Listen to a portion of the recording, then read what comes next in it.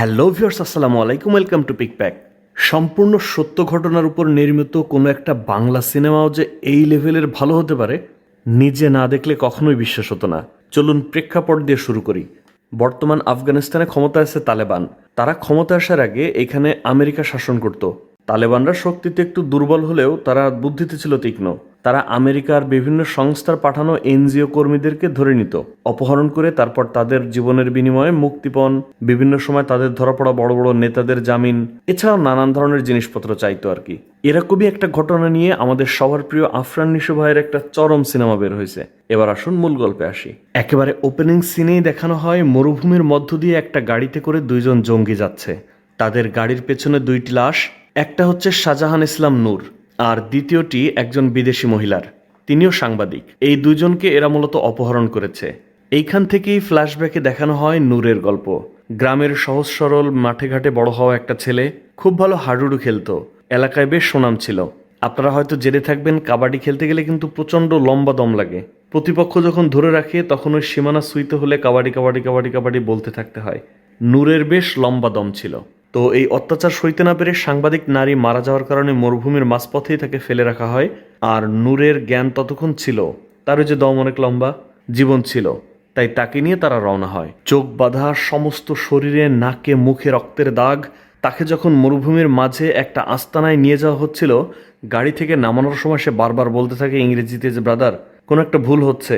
আমার নাম শাহজাহান ইসলাম নূর, আমি বাঙালি মুসলমান ভাই, আমি কলেমা পড়তে পারি, আমি দোয়া পড়তে পারি, আজান দিতে পারি, আমাকে জিজ্ঞেস করে দেখেন, আমি মুসলমান, আমাকে ছেড়ে দেন, কোথাও একটা ভুল হচ্ছে। বাট তারা তো কোনো কথাই বলে না, তাকে বারবার আঘাত করে এবং অবশেষে তাদের গুরুর কাছে বা তাদের বসের কাছে নিয়ে যায়। এই গোষ্ঠীর নির্দিষ্ট একটা দূরত্ব পর্যন্ত এনে তাকে একটা বরফ গলা নদীতে ছেড়ে দিয়ে নদীর সাঁতরে পার হতে বলে। নদীর ওই পার থেকে তাকে যে রিসিভ করে, এদের কমান্ডারের নাম ছিল এজাজ খান। এর মা আফগানি, এর বাপ ছিল পাকিস্তানি। তো নূরকে ধরে নিয়ে গিয়ে তারা একটা ভিডিও বার্তা তৈরি করে, যেখানে তারা বলে যে আমাদের প্রিয় নেতা বাহারউদ্দিনকে যদি ছেড়ে না দাও তাহলে এই নূরকে আমরা মেরে ফেলবো। নূরকে এত বেশি মারা হয়েছে, তার বাম পায়ের জোড়ন ভেঙে গেছে। সে নিজেই সেটা মোচড় দিয়ে ঠিক করে নেয়, প্রচন্ড যন্ত্রণায় কাতরাতে থাকে। এই পায়ে হাত দিয়ে তার মনে পড়তে থাকে যেদিন সে তার এই পায়ে বিয়ের জুতা পরেছিল সেই দিনের কথা। সুন্দর একদিনে রানী নামে একটা মেয়ের সাথে গ্রামে তার বিয়ে হয়। গরিবের ঘর, টিনের চাল ফুটা। বৃষ্টির দিনে বিয়ে হওয়াতে সেই চাল বেয়ে যখন পানি পড়তো, তারা দুইজন খাটের উপর চুপ করে বসে থাকতো। খুবই সুখের সংসার ছিল তাদের। নূরের বাবা ছিল না, এক মা আর তার এই বউ। একদিন নূর রানীকে এসে জানায়, আমাদের অফিস থেকে অনেককে বিদেশে পাঠাচ্ছে। অফিসে তোমার একটা সুনাম আছে, সবাই তোমার খুব ভালো জানে, আমি বললেই হয়ে যাবে। বিদেশে পাঠালে সেখানে অনেক টাকা পয়সার ব্যাপার। আমি ভাবতেছি বিদেশে চলে যাব, সেই টাকা নিয়ে ফিরে আসতে পারলে একটা সুন্দর ঘর বানাইতে পারবো। বৃষ্টি আসলে আমাদের এই পানি পড়ার জন্য বিরক্ত হতে হবে না। কিন্তু রানী তাকে যেতে দিতে চাচ্ছিল না, এই চিন্তা করে যে বিদেশ মানেই হচ্ছে মেয়েরা ছোট কাপড় চোপড় পরে ঘুরে বেড়ায়, মদ খায়, জুয়া খেলে, এইসব উল্টাপাল্টা সে ভাবছিল। কিন্তু পরবর্তীতে নূর তাকে বোঝানোর চেষ্টা করে। রানীর এটা ভেবেও খারাপ লাগছিল যে নূর দূরে গেলে নতুন বর, তার একা থাকা লাগবে, মন খারাপ হবে। যাই হোক, দিন শেষে অভাবের কাছে পরাজয় হয় ভালোবাসার। সে রাজি হয়ে যায়। এছাড়াও নূরদের নিজের কোনো কল ছিল না, তাই তার বউকে গোসল করানোর জন্য রাতের অন্ধকারে পাশের এক কলে নিয়ে যেত। বউ গোসল করতেছে, হুট করে আবার এই সময় লোকজন চলে আসতো, এলাকার মুরব্বীরা চলে আসতো। এইসব নিয়েও তার মনে একটু খারাপ লাগতো। তাই সে আশা করেছিল যদি সে বিদেশ খাটতে পারে একটা ঘর বানাবে আর নিজেদের একটা টিউবওয়েল বসাবে। ফাইনালি নূরকে সিলেক্ট করা হয় আফগানিস্তানের প্রজেক্টের জন্য। রানী ভালো হাতের কাজ জানতো। সে আফগানিস্তানে অনেক শীত আছে জেনে অভিমান নিয়ে চুপটি করে তার জন্য একটা সোয়েটার বানিয়ে দেয়। মানে খারাপ লাগছিল, আবার ভাবছিল যে থাক, অভাবে সংসার বড় হতে হলে বড় রিস্ক তো নিতেই হবে। মা আর বউকে এলাকায় রেখে আসার সেই মুহূর্তগুলো মনে করছিল একটা গুহার মধ্যে বসে। এইখানে নূরকে আটকে রাখা হয়েছে। সে ভাবতে থাকে, আমি অবশ্যই বাড়ি যাব, যেভাবে হোক আমাকে বাড়ি ফিরতেই হবে, আমার একটা ঘর বানাইতে হবে, আমার টিউবওয়েল বসাইতে হবে। এগুলো পারি বা না পারি, বাড়ি আমি ফিরবই, রানীর কাছে আমি ফিরবই। গুহার মধ্যে শুয়ে ভাবছিল হয় মৃত্যু, আর জীবিত থাকলে মুক্তি। এমন সময় হঠাৎ করে ওই এজাজ খান একজন লোক নিয়ে তার রুমে আসে। আসলেই তো নূর একা বলতে থাকে যে ভাই একটা ভুল হচ্ছে, আমি মুসলিম, আমি মুসলমান পরিবারে বড় হয়েছি, আমি নূর আমার নাম। এজাজ বলে, প্রুভ ইট, প্রমাণ করো। তখন সে তো সুন্দর মতো নামাজের মতো করে হাত বাঁধে, সূরা ফাতিহা পড়তে থাকে।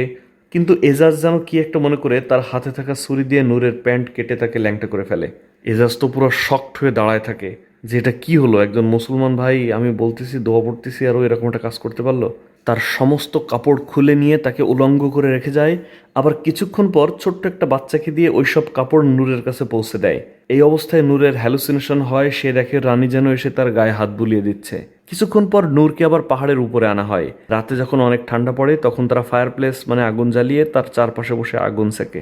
নূরকে সেখানে আনা হয় এবং সে পরিচিত হয় হামিদ নামে এক তালেবান মুজাহিদের সঙ্গে।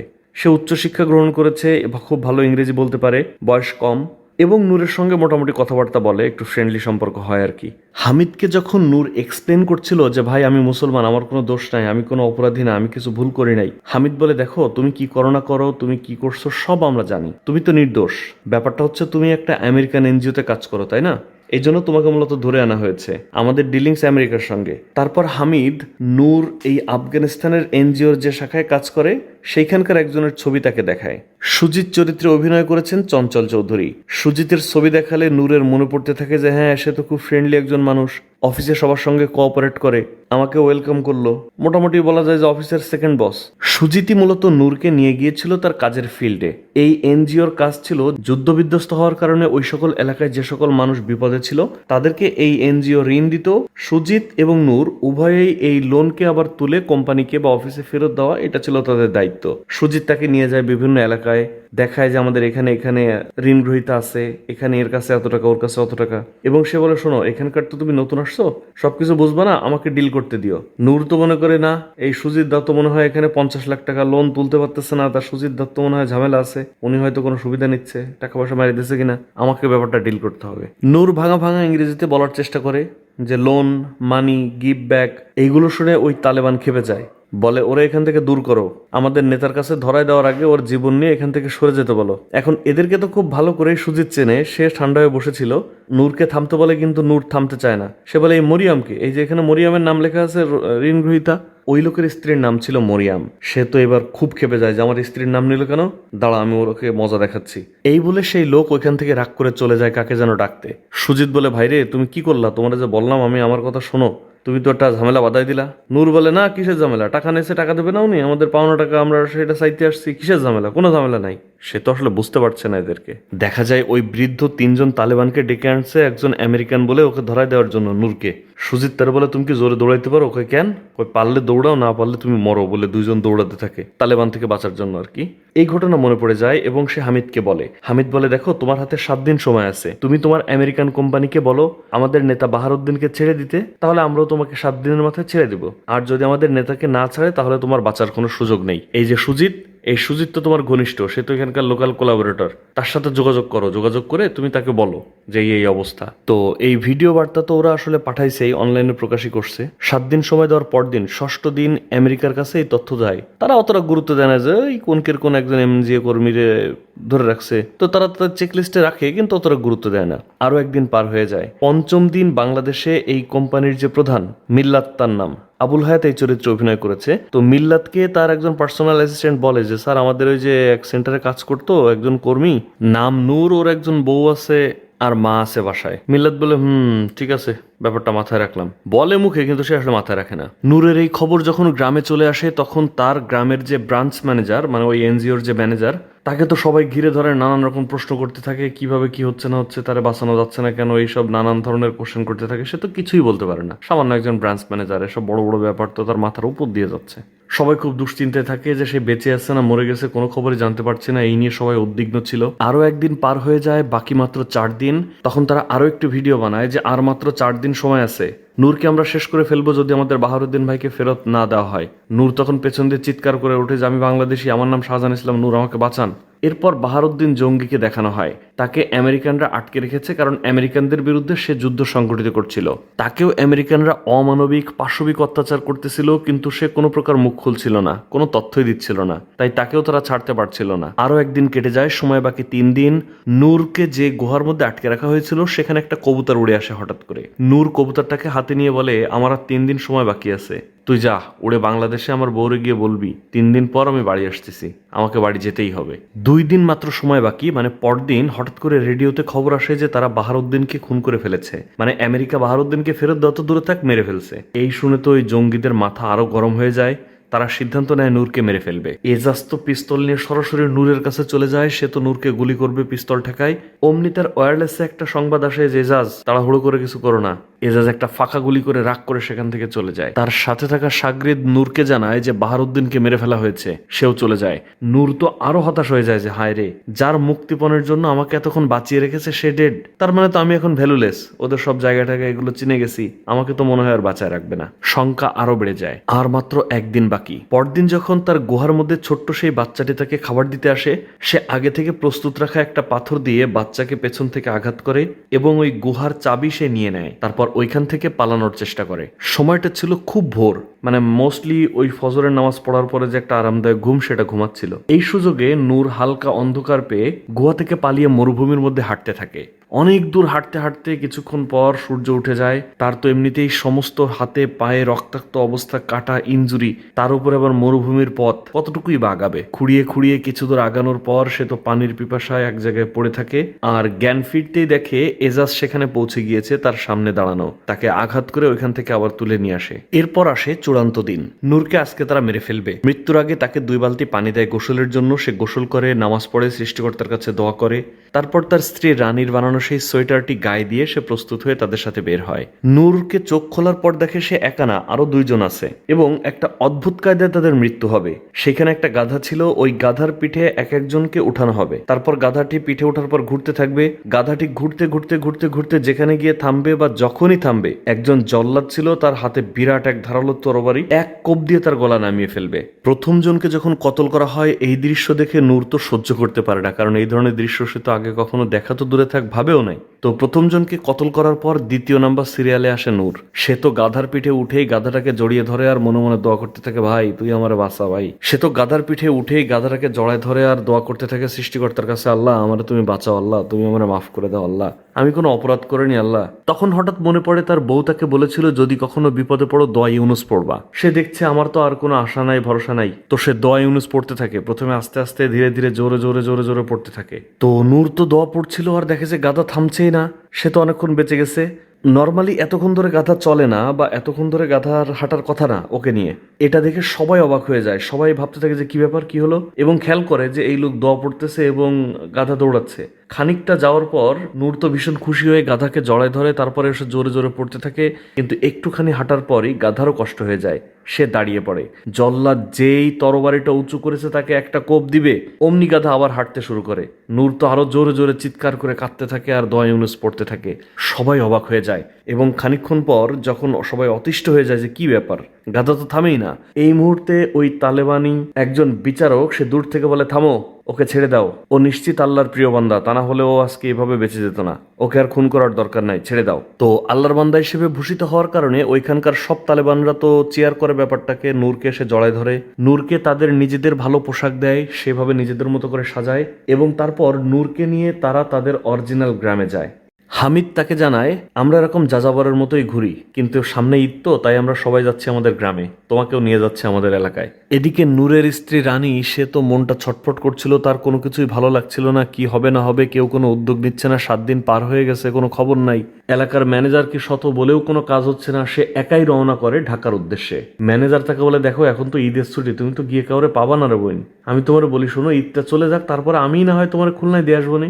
কিন্তু রানী তো নাছোড়বান্দা, সে যাবেই। তো আফগান গ্রামে যাওয়ার পর গাধার একটা গোয়ালে জায়গা হয় নূরের, সেখানে তাকে থাকতে দেওয়া হয়। আর এজাজ তাকে শাসিয়ে যায় যে আল্লাহ তোকে বাঁচাই দিছে এবারের মতো, কিন্তু তুই মনে করিস না তুই বেঁচে গেছিস, আমি পার্সোনালি তোকে দেখে ছাড়বো। নূর ওসব কথা খেয়াল করে না। সে ওইখানে যে গাধাটা ছিল, যে গাধা তারা বাঁচাই দিছে, ওই গাধাকে জড়ায় ধরে তাকে আদর করতে থাকে আর বলতে থাকে, তুই আমার বাঁচাই দিছিস, তোর উসিলে আজকে বেঁচে গেছি, কেন বাঁচাইলি আমারে, তুই তো অনেক মহান রে। এরকম আদর করতে থাকে, তাকে খাওয়াতে থাকে। পরদিন সকালে তার ঘুম ভাঙে 2টা বাচ্চা যখন তাকে খাবার দিতে আসে সেই শব্দে। ঈদ উপলক্ষে তাকেও কিছু খাবার দেয় আর কি। ঈদের দিন হামিদ তার সঙ্গে দেখা করতে এসে বলে, জানো কি অবস্থা, তোমার কোম্পানিকে তো তোমার জন্য 10 কোটি টাকা দাবি করা হয়েছে। যদি 10 দিনের মধ্যে তারা 10 কোটি টাকা না দেয় তাহলে তো এরা তোমাকে ছাড়বে না। তো তোমার কোম্পানি কি টাকা পাঠাবে, কি মনে হয়?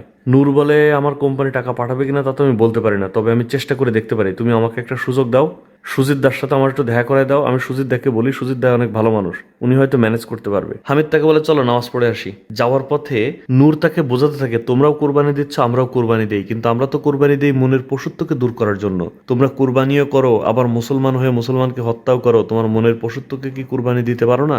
হামিদ কোনো উত্তর দেওয়ার আগেই তার চোখে পড়ে তার 2 মেয়ে, অর্থাৎ সকালে যারা নূরকে খাবার দিল তারা ছাদের পর খেলা করছে। তো সে ওই বাড়ির নিচে গিয়ে খুব রুড বিহেভ করে ওইখান থেকে তাদের দুজনকে নামায়। তখন নূর বলে, এইভাবে কথা বলতেছে কেন, ছোট মানুষটা খেলা করতেছে, করুক না। হামিদ বলে, না, এই ঈদের পরে ওর বিয়ে, ওর এখন এগুলো করলে হবে? নূর তো অবাক হয়ে বলে, কি বলো তুমি, কয় বছর বয়স ওর? সর্বোচ্চ 10-11। এখন বিয়ে দিবা? ওর লাইফটা এরকম অনিশ্চয়তায় ফেলে দিয়ে যাবা, বিপদে ফেলে দিয়ে যাবা? হামিদ বলে, দেখো, আমার মায়েরও বিয়ে হয়েছিল 11-12 বছরেই, আর বলা তো যায় না আমি যে জিহাদে আছি কখন বেঁচে থাকি কখন মরে যাই। মরার আগে আমি চাই ওর হাতটা একজন ভালো মানুষের হাতে তুলে দিয়ে যেতে, অন্তত দায় মুক্ত থাকলাম, নিশ্চিন্ত থাকলাম, এই আর কি। নূর কোনো কথা বলতে পারে না, শুধু ভেবে অবাক হয়ে যায় যে কি বলে এরা। হামিদ নূরকে বোঝায়, দেখো, তুমি মনে করতেছো আমরা একজন মুসলিম হয়ে আর একজন মুসলিমকে মারতেছি, তুমি বড় পিকচার দেখছো না, বড় করে ভাবো। আমরা মূলত আমাদের নিজস্ব ভূখণ্ড নিজেদের দায়িত্বে নেওয়ার জন্য আমেরিকাকে হটানোর জন্য লড়াই করতেছি। আমাদের যুদ্ধ আমেরিকার সঙ্গে, আমাদের যুদ্ধ তো মূলত মুসলিমদের সাথে না। নূর বলে, হ্যাঁ, আমিও তো তাই বলি, আমার সঙ্গে তো তোমার কোনো ডিলিংস নাই, আমার ছেড়ে দাও, আমি চলে যাই, আমরা মুক্ত করে দাও। হামিদ এই কথার উত্তর দিতে পারে না, কারণ সে তো স্রেফ একজন সদস্য, তার উপর অনেক বড় নেতা আছে। সে নূরকে এনে দেখায়, বলে, দেখো, আগের বার যেমন তুমি লুকানোর চেষ্টা করছো, প্রত্যেকবার এরকম কাজ যেন করো না, প্রত্যেকবার আমি তোমাকে বাঁচাইতে পারবো না। ওই দেখো, এই যে ছাদের উপরে একজন স্নাইপার বসে আছে, তোমাকে অবজার্ভ করতেছে, পালানোর চেষ্টা করলে একবার গুলি করে দেবে। পরবর্তী দৃশ্যে দেখানো হয় সুজিত ঘুমাচ্ছিল তাদের ওই যে এনজিও অফিসে, এমন সময় তার কাচের জানালায় একজন গুলি করে, তারপর সেই গুলির ছিদ্র দিয়ে একটা কাগজ ঢুকায় দেয় সুজিতের বাসায়। সেখানে বলা থাকে যে নূরকে বাঁচাতে হলে 10 কোটি দেওয়া লাগবে 10 দিনের মধ্যে। সুজিত বলে, দেখছেন, তার মানে অন্তত নূর এখনো বেঁচে আছে। তো বলেন আপনার আমেরিকান কোম্পানিরে নূরকে বাঁচাইতে হবে, যেভাবে হোক এই টাকা ম্যানেজ করতে বলেন আমেরিকারে। তো নূর তো সেই গাধার সঙ্গেই থাকতেছিল, গাধার জায়গায়। তো নূর ওই গাধাটাকে খুব যত্ন করত, নিজের গায়ের চাদর খুলে গাধার গায়ে দিত, যে ইস, গাধাটার মনে হয় শীত লাগতেছে। এই গাধার জন্যই তো মূলত সে এখনো পর্যন্ত এই ওসিলায় বেঁচে আছে আর কি। তাকে খেতে দেয়, তার সাথে একা একা কথা বলে, গায়ে হাত বুলায়, গা চুলকে দেয়। ঈদের দিন হামিদ যখন তার জন্য এক টুকরা মিষ্টি এনেছিল, সে হামিদের কাছ থেকে কিছু টাকা চায়। হামিদ তাকে কয়েকটা কয়েন দেয়। সে ভেবেছিল যখন ওই ছোট্ট মেয়েরা তার সঙ্গে দেখা করতে আসবে, খাবার দিতে আসবে, তাদেরকে সেলামি দেবে, এই আর কি। তারপর গাধার পশম কাটার জন্য একটা কাইচি রাখা ছিল, নূর সেটা পেয়ে ওইটা দিয়ে তার ওই যে লম্বা হয়ে যাওয়া চুল, দাড়ি, এগুলো কেটে ফেলে। পায়েস দিয়ে যাওয়ার পর ওই দুই বাচ্চাকে 2টা কয়েন দেয়, তারা তো খুব খুশি হয়। আর পায়েস খেতে খেতে নূরের মনে পড়তে থাকে এলাকায় যখন ছিল তখন ঈদের নামাজ পড়ে এসে মায়ের হাতে এই সেমাই বা এই পায়েসটা সে খেত। আহারে, কোথায় সেই মা, কোথায় আসছে? ঈদের দিন বউকে নিয়ে সে মেলায় ঘুরতো, আর আজ শুয়ে আছে গাধার সাথে, কপাল তাকে কোথায় আনছে। ঈদের দিন ওইখানে আরো বড় একজন তালেবান নেতা তাদের সাথে দেখা করতে আসে। তার সামনে নূরকে নিয়ে যাওয়া হয় এবং পরিচয় করিয়ে দেওয়া হয় যে এই সেই বাংলাদেশি নূর। নূর তাকে শুধু সালাম করে, মাথা নত করে থাকে, তারপর সেখান থেকে চলে যায়। তো ওই নেতা এলাকা ঘুরে টুরে ফেরত যাবে এমন সময় যখন সে তার গাড়ির কাছে যায়, হঠাৎ করে তার গাড়িতে বোম ব্লাস্ট করে। মানে কেউ হয়তো ওই নেতাদের গতিবিধি লক্ষ্য করছিল এবং তাকে লক্ষ্য করে ওইখানে গোলাগুলি হয়। প্রচন্ড গোলা বারুদের হামলায় ওইখানে তারা অনেকেই মারা যায়। দফায় দফায় বোম ব্লাস্টিং হতে থাকে। সবাই যখন লুকাচ্ছিল, এই সুযোগকে ব্যবহার করে ওই তালেবান নেতার গাড়িতে নূর একা একা উঠে যায়। লুকিয়ে সেই গাড়িতে উঠে সে গাড়িটা স্টার্টও দেয়, কিন্তু স্টার্ট দেওয়ার পরই লুকিং গ্লাসে তাকিয়ে দেখে হামিদের সেই 2 মেয়ে শুয়ে আছে, পড়ে আছে। সে একবার ভাবলো সে চলে যাবে, কিন্তু তারপর আবারও লুকিং গ্লাসের দিকে তাকিয়ে তার মনটা নরম হয়ে গেল। সে ওই গাড়ি স্টার্ট দিয়ে সেখান থেকে যেতে পারলো না। ভেবেছিল হামিদের মেয়েকে নিয়ে গাড়িতে উঠিয়ে তারপর হয়তো যাবে, কিন্তু গাড়ি থেকে নেমে হামিদের মেয়ের কাছে যেতেই দেখে যাকে সে বিয়ের জন্য প্রস্তুত করছিল বলে ভাবছিল, সেই মেয়েটার সেই হাত কেটে পড়ে আছে পাশে, এবং হাতের মধ্যে সেই কয়েনটা এখনো ধরে রেখেছে যেটা নূর তাকে দিয়েছিল, আর মেয়েটা মারা গেছে। এই দৃশ্য সে সহ্য করতে পারে না, সে তাকে কোলে নিয়ে কাঁদতে থাকে। এদিকে ঈদের ছুটি শেষ হওয়ার পর রানী ওই লোকাল ম্যানেজারের সঙ্গে চলে গিয়েছে সেই এনজিওর হেড অফিসে। এনজিওর নাম নেস্ট। হেড অফিসে গিয়ে ওই যে পিয়ের সাথে দেখা করে, কিন্তু পিয়ে তাকে শুধু ভুগিঝুগি বুঝাইতে থাকে যে ভাবি কি খেয়েছেন আর কি খাবেন। হ্যাঁ দেখেন, বিষয়টি নিয়ে আমরা খুবই কনসার্ন, আমরা খুব চেষ্টা চালিয়ে যাচ্ছি, আমরা দেখছি কি করা যায়, আমরা সর্বোচ্চ চেষ্টা করছি, আপনি কোনো চিন্তা করবেন না, একটা ব্যবস্থা হবে। রানী স্ট্রেট বলে, আমি মিল্লাত স্যারের সাথে দেখা করতে চাই, তার সাথে দেখা না করে আমি এখান থেকে যাব না, আমি তার সাথে কথা বলতে চাই। অ্যাসিস্ট্যান্ট একটু বিপদে পড়ে যায়। তো যাই হোক, সে ওখানে বসেই থাকে। হঠাৎ মিল্লাত স্যারের দেখা পায়, কিন্তু তার সঙ্গে কথা বলার সুযোগ হয় না। তারা লিফটে উঠে চলে যায়, আর ওই বিশাল ভবন রানী সিঁড়ি দিয়ে উঠে যায়। তার সঙ্গে দেখা না করে সে যাবেই না। মিল্লাত সবাইকে নিয়ে মিটিং করছিল, এমন মিটিং রুমে হঠাৎ রানী ঢুকে পড়ে। তারপর রানী তাকে বলে, দেখেন, আপনার এনজিওর জন্য কাজ করতে গিয়ে আমার স্বামী ওখানে আটকা পড়ছে। সে চাইছিল আমাদের একটা থাকার ঘর বানাতে আর আমার জন্য একটা টিউবওয়েল বসাইতে। আমার টিউবওয়েল লাগবে না, ঘরও লাগবে না, আপনি খালি আমার স্বামীকে ফেরত এনে দেন। সে যে বেঁচে আছে কি মরে গেছে কিছুই তো জানি না। মিল্লাত তাকে বলে, দেখো, আমরা সর্বোচ্চ চেষ্টা করতেছি, আর ভালো খবর হচ্ছে সে এখনো বেঁচে আছে। রানী তো শুনে ভীষণ খুশি হয় এবং বলে যে তার জন্য মুক্তিপণ দাবি করা হচ্ছে, অনেক টাকা। এই টাকা দেওয়া কোনো ব্যাপার না, কিন্তু এই টাকা যদি দেই সেখানে আমার আরো অনেক কর্মী আছে, আমি অনেক ঝামেলায় পড়ে যাবো। এবার এক এক করে সবাইকে ওরা ওখানে জিম্মি করবে আর টাকা চাইবে, এইভাবে তো সম্ভব হয় না, দেখি আমরা ব্যাপারটা ডিল করার চেষ্টা করতেছি, কিভাবে কি করা যায় আমরা সর্বোচ্চ চেষ্টা করতেছি। এই কথা শুনেই হঠাৎ কি মনে করে যেন রানী অজ্ঞান হয়ে পড়ে যায়। এদিকে নূরের তো সেদিন পালানো হয়নি, সে তো ওদের সঙ্গে থেকে গেছে। এরপর একজন তালেবান নেতাকে সে বলে যে দেখেন, আমার জীবনের দাম তো এখন 10 কোটি টাকা, আমি যদি মরে যাই তাহলে তো কোনো দাম থাকলো না, তাই না? তো আমি বেঁচে থাকতে আমাকে একটা সুযোগ দেন, আমি সুজিত স্যারের সাথে একটু কথা বলি, আমার মনে হয় আমি তারা ম্যানেজ করতে পারবো, আমাকে একটা সুযোগ দিয়ে দেখেন। পরদিন যখন নূর ওই গাধাকে খাওয়াচ্ছিল ওইখানে ছিল, এজাজ সেখানে এসে বলে শোন, তোর জীবনে তো কোনো দাম নাই, বাঙালিরা হচ্ছে বদমাইশ, বাটপার, সারা জীবন তোরা গোলামি করেই যাচ্ছিস ভিন্ন ভিন্ন দেশের। আমার বাপও পাকিস্তানে আর্মিতে ছিল, তোদের বিশ্বাসঘাতকতার কারণে আমার বাপের ওইখানে প্রাণ দিতে হয়েছে, এই জন্য তোদের বাঙালিদের উপর আমার একটা ব্যাপক ঘৃণা আছে, এবং আমি ওয়াদা করেছিলাম জীবনে যদি কোনোদিন কোনো সুযোগ পাই বাঙালিকে আমি সাহায্য করে ছাড়বো, এই জন্য তোর উপর আমার বিশেষ একটা রাগ আছে, তোর আমি নিজ হাতে খুন করব, টাকা দিক আর না দিক। নূর বুঝতে পারে যে এর সঙ্গে যেহেতু আমার পার্সোনাল ইস্যু আছে, আমি যত কম কথা বলবো আমি তত বেশি বেঁচে থাকবো, কোনো কথাই বলা যাবে না। সে চুপ করে বসে থাকে। এজাজের তো মাথা গরম হয়ে গেছিল, সে বলে তুই কিছু বুঝতেছিস না? হ্যাঁ বুঝিস না, বুঝতেছিস না, আমার কথা বুঝিস না? এই বলে পিস্তল বের করে তার রাগের মাথায় সে ওই গাধাটাকে গুলি করে দেয়, কারণ সে ওই যে গাধাকে খাওয়াচ্ছিল, গাধাকে ভালোবাসছে। আর নূর তার নিজেকে গুলি করার থেকেও গাধাকে গুলি করার কারণে তার ভীষণ মাথা গরম হয়ে যায় যে এই গাধাই তো তার জীবন বাঁচাইছে এক প্রকার, অবুঝ একটা প্রাণী সে বিনা কারণে কেন মারলো। এই জন্য নূর তার উপরে খেপে যায়, চিৎকার করতে থাকে আর বলে যে তুই গাধারে কেন মারলি, তুই আমার গাধারে কেন মারলি। সে তো এজাজকে পেছন থেকে ধরে এমন ভাবে গলা চেপে ধরেছিল যে এজাজ দিন মারাই যাইতো। পেছন থেকে হামিদ এসে নূরকে আঘাত করে এবং এভাবেই এজাজ বেঁচে যায়, তা না হলে ওই দিন এজাজ হয়তো মরেই যাইতো। এই ঘটনার পর নূর এবং এজাজ দুইজনকে বিচারের কাঠগড়ায় আনা হয় এবং এজাজকে বলা হয় যাও, তুমি এলাকা থেকে বের হয়ে যাও, তুমি এটা অন্যায় করেছো। যাওয়ার সময় নূরকে বলে খোদা হাফেজ, কিন্তু তুই ভাবিস না এই শেষ, তোকে আমার হাতেই মরতে হবে। তারপর সে কমান্ডারের কাছে কেঁদে কেটে অনেক রিকোয়েস্ট করে যে কমান্ডার আপনি আমার মেরে ফেলেন আর না ফেলেন এতে কোনো যায় আসবে না, কিন্তু বেঁচে থাকতে আমাকে একটা সুযোগ দেন, আমি সুজিতদের সাথে কথা বলি, আপনার টাকা হয়তো পেয়ে যেতে পারেন, আমি বাংলাদেশে ফেরত যেতে চাই, আমি এখানে থাকতে চাই না, আমি মুসলমান নির্দোষ।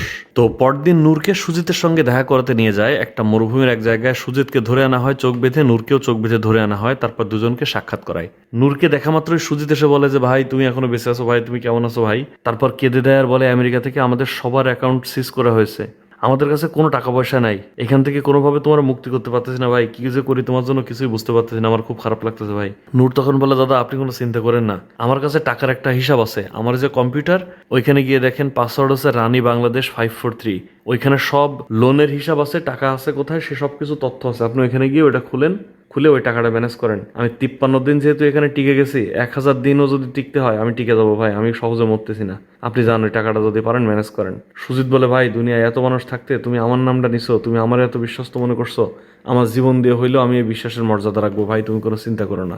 গাড়িতে ওঠার ঠিক আগ মুহূর্তে সুজিত তাকে বলে যে নূর ভাই একটা কথা বলতে ভুলে গেছি তোমার ভাই, তুমি বাবা হইতে চলছো, রানীর পেটে বাচ্চা ভাই। নূর তো শুনে ভীষণ খুশি হয় এবং তার মনের মধ্যে বেঁচে থাকার আরো বেশি আগ্রহ তৈরি হয়।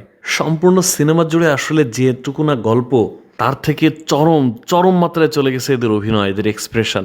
সুজিত ওদিকে রানীর সঙ্গে যোগাযোগ করে তাকে বলে পররাষ্ট্র মন্ত্রণালয়ে কথা বলে তাদের পক্ষ থেকে একটু পদক্ষেপ নিতে।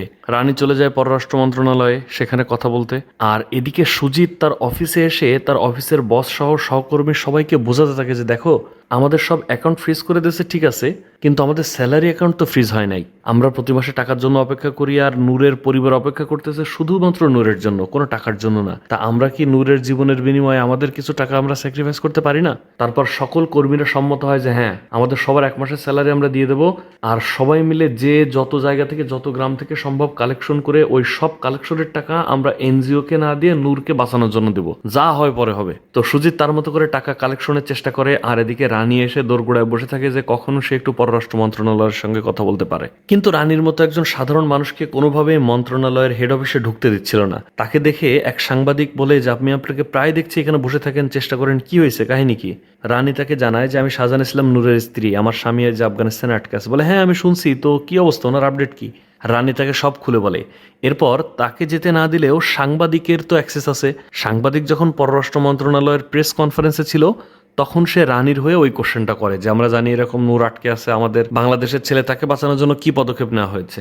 এই ব্যাপারে মন্ত্রী আবার একটু ইতস্তত বোধ করে, কারণ সে আসলে এই ব্যাপারটা ওইভাবে ফলো আপ করে নাই। ওদিকে তালেবানরা সুজিতকে ফোন দিয়ে বলে যে আর মাত্র কিন্তু 1 দিন, আর সুজিতও তার সর্বোচ্চ চেষ্টা করেও কিছু গ্রাম থেকে টাকা সংগ্রহ করতে পারেনি, মোট টাকা উঠাইতে পারেনি, কারণ যে গ্রামগুলো থেকে টাকা উঠাবে ভেবেছিল সেই গ্রামে গিয়ে দেখে সেখানে বোম সমস্ত এলাকাকে ধ্বংস করে দিয়েছে। তো এই মিটিংয়ে তেমন কোনো সন্তোষজনক উত্তর দিতে না পেরে মন্ত্রী যখন বের হচ্ছিল, রানী তখন অশ্রমে একটু হাত ধুতে গিয়েছিল, সে দূর থেকে কণ্ঠ শুনে বুঝতে পারে যে মন্ত্রী বেরোইছে। দৌড় দিয়ে সে তার পায়ের কাছে বসে পড়ে বলে যে স্যার আপনি প্লিজ কিছু একটা করেন, 15 দিন ধরে এখানে বসে আছে আমার সাথে দেখা করার জন্য, আপনি একটা মিনিট সময় আমাকে না দিয়ে যাইতে পারবেন না? আপনি তো সব ঘটনায় জানেন নূরের জন্য যে পরিমাণ টাকা ওরা দাবি করছে তার অর্ধেক পরিমাণ টাকা ওইখান থেকে কোনো না কোনোভাবে ম্যানেজ করছে, বাকি অর্ধেক টাকা ম্যানেজ করতে পারেনি স্যার, যেভাবে হোক আপনি একটা ব্যবস্থা করে দেন স্যার। এদিকে সুজিত সব টাকা ম্যানেজ করতে না পারলেও যে পরিমাণ টাকা ম্যানেজ করতে পেরেছে সেই টাকা নিয়েই সে তালেবানদের সাথে দেখা করতে যায়, ওই টাকা দিয়ে ছাড়াই আনবে এরকম নিয়ত ছিল। তো সুজিত গিয়ে ওই টাকা দিয়ে বলে যে স্যার এই হাফই ম্যানেজ করতে পারছি অনেক কষ্ট মষ্ট করে স্যার, কোনোভাবেই ম্যানেজ করতে পারিনি, প্লিজ নূরকে ছেড়ে দেন। লিডার বলে হাফে মানি, যা রিলিজ করে দিলাম, তুই চলে যা, নূরকে ছাড়া হবে না, পুরো টাকা না হলে হবে না। তারা ওইখান থেকে তাকে ঘাড় ধাক্কা দিয়ে বের করে দেয়। আর এদিকে সম্পূর্ণ টাকা না পেয়ে নূরকে হত্যা করার আদেশ চলে আসে। তারা নূরকে এক বালতি পানি আর একটা কাপড় দিয়ে যায় মৃত্যুর আগে শেষ গোসল করে নামাজ পড়ে নেওয়ার জন্য। নূর নামাজ পড়ে আল্লাহর কাছে দোয়া করে, তারপর প্রস্তুত হয়ে তাদের সাথে যায়। তো এদিকে রানী গিয়ে ওই মন্ত্রীর সঙ্গে কথা বলার কারণে মন্ত্রী আবার একজন ডাবল এজেন্টকে ফোন দেয়, মানে সে তালেবানদের সঙ্গেরই একজন কিন্তু কাজ করে বাংলাদেশের হয়ে। তো মন্ত্রী তাকে ম্যানেজ করে ফোন দিয়ে বলার পর সে সুজিতকে আর খুন করে না, বাইরে এনে তাকে ছেড়ে দেয়। আর ওদিকে নূরকেও ছাড়ানোর ব্যবস্থা করে দেয়। নূরকে নিয়ে খুন না করে মরুভূমির মাঝপথে আর একটা গাড়িতে তাকে উঠিয়ে দেয়, দিয়ে হামিদ তার মতো নিজের গ্রামে ফিরে চলে আসে। আর নূরকে নিয়ে আরেকজন তালেবান আরেকটা গাড়িতে করে ভিন্ন একটা উদ্দেশ্যে রওনা হয়, তাকে পৌঁছে দেবে বা ছেড়ে দেবে এরকম উদ্দেশ্যে। এদিকে এজাজকে আবার কেউ একজন ফোন করে জানিয়ে দেয় যে নূরকে তো ছেড়ে দেওয়া হয়েছে। শুনে এজাজের মাথা গরম হয়ে যায়, সে এক জায়গায় যাচ্ছিল, গাড়ি ওইখান থেকে ঘুরিয়েই নূরকে কোথায় রিলিজ করা হচ্ছে সেই উদ্দেশ্যে ভাগে। তো নূরকে খানিক দূর এনে রাস্তা ব্লক বলে এক জায়গায় নামিয়ে দেওয়া হয়। বিরাট এক পার্বত্য উপত্যকার মধ্যে নূরকে ছেড়ে দিয়ে বলে যাও এই রাস্তার মধ্য দিয়ে তুমি সোজা চলে যাও। নূর তো চেনে না জানে না, সে ওই পাহাড়ের মধ্যে হাঁটতে থাকে। আর কিছুক্ষণ পর দেখা যায় ওই গাড়িটা ফিরে এসে এজাজের সঙ্গে রাস্তায় দেখা হয়, সেখানে এজাজকে বলে যে নূরকে কোথায় রেখে এসেছে। মানে এ মূলত এজাজের এজেন্ট, আবার ওই যে বড় লিডার নূরকে ছেড়ে দিয়েছে তারও এজেন্ট হিসেবে কাজ করছিল। সন্ধ্যা হয়ে আসে, ঠান্ডা বাড়তে থাকে, নূরের তো হাত পা জমে আসছিল, তারপরও সে হাঁটতে থাকে, হাঁটতেই থাকে। এবং অবশেষে যখন সে রাতটা পার হয়, পরদিন সকালে একটা নদীর পাড়ে বসেছিল, পেছন থেকে হঠাৎ একটা AK-47 বন্দুক তাক করে এজাজ তাকে বলে তোকে বলেছিলাম না তোর মৃত্যু আমার হাতে। সে উঠে দাঁড়িয়ে বলে এজাজ সবাই আমার মাফ করে দিয়েছে, তুই আমার মাফ করে দে, আমি শাহজাহান ইসলাম নূর, বাংলাদেশি, মুসলমান, নির্দোষ, আমি স্বাধীন, আমার কেউ আটকাইতে পারবে না, আমি বাড়ি যাবই। এজাজ বলে হ্যাঁ আমার বাপ মরছে 50টা বছর ধরে, আমি খুঁজে বেড়াইছি কোনো বাংলাদেশিরে, এই রক্তের আমি বদলা নেবো, প্রতিশোধ নেবো, তোরে আমার হাতে মরতেই হবে। তারপর সে বলে মারবি মার, এই বলে বন্দুকের কাছাকাছি চলে আসে এবং হঠাৎ করে বন্দুক ধরে উপর দিকে ধরে, এজাজ গুলি করে, উপরে গুলি হয়। তারপর তারা দুজন মারামারি করতে থাকে এবং মারামারির একটা পর্যায়ে নূর খেয়াল করে যেখানে তারা মারামারি করছে তার নিচে একটা অনেক বড় নদী বয়ে চলেছে। সে প্ল্যান করে যে এজাজকে নিয়ে যে কোনোভাবে হোক ওই নদীতে ঝাঁপ দেবে এবং যেমনটা প্ল্যান তেমনই হয়। এক পর্যায়ে এজাজকে নিয়ে উপর থেকে সে ঝাঁপ দেয়, মানে এজাজের গলা চেপে ধরে সে পানির নিচে ডুব দিয়ে থাকে। এখন নূরের তো দম বেশি, সে অনেকক্ষণ দম নিয়ে থাকতে পারে, কিন্তু এজাজের তো আর অত দম ছিল না, একটু মোটাসোটা মানুষ, অভ্যাস না।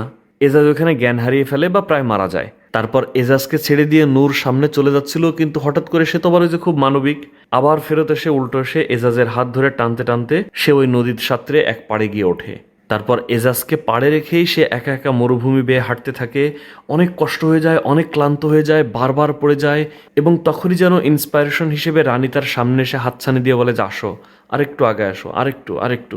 এভাবে স্ট্রাগল করতে করতে বিরাট মরুভূমি পাড়ি দিয়ে অবশেষে শহরের দেখা পায়। সে তো যেন একেবারে প্রাণ ফিরে পায়। তারপর দেখা যায় নূর দেশে ফিরে এসেছে, সুজিত দেশে ফিরে এসেছে এবং তারা একসাথে গ্রামে বসে কাবাডি খেলছে। নূরের ছেলে আজ বড় হয়েছে, তার পরিবার নিয়ে সে এখন ভালোই আছে।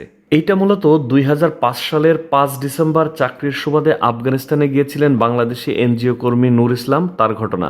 সেখানে তালেবানদের হাতে বন্দী হন তিনি, মুক্তি মেলে 84 দিন পর। নূর ইসলামের সেই দুঃসহ অভিজ্ঞতার কথা ছাপা হয়েছিল প্রথম আলো ঈদ সংখ্যা 2023-এ। সেই লেখার ছায়া অবলম্বন করে মূলত এই সিনেমাটা নির্মিত হয়েছে।